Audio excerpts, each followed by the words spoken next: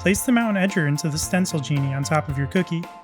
Load yellow food coloring into your airbrush and test it out on a piece of paper towel. Now use a chopstick to hold the stencil flat to the surface of the cookie. Concentrate a circle of yellow as the sun, then airbrush along the top of the mountain. Lift off the stencil genie and then repeat on each additional cookie. Stencil each cookie in stages to keep the number of airbrush color changes low. Empty out the yellow food coloring and then load the airbrush with orange. Then test the airflow on paper towel. Use a cookie magnet directly on top of the cookie to mask off where the sun will be. Try to shade the orange into yellow gradually, just like a real sunset. Remove the cookie magnet and admire that yellow sun. Repeat this on your cookies, and remember, you don't have to use the sun idea for all of them. Line your stencil and magnet back up to get ready to airbrush red. Complete the sunset by transitioning red into orange.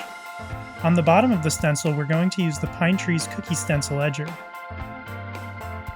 Airbrush a consistent shade of green on the pine trees of each cookie.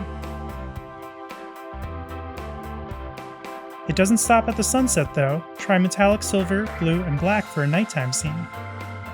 Airbrush a little black over the green for pine trees after dusk. Visit Stencilease.com to learn more about our cookie edger stencils.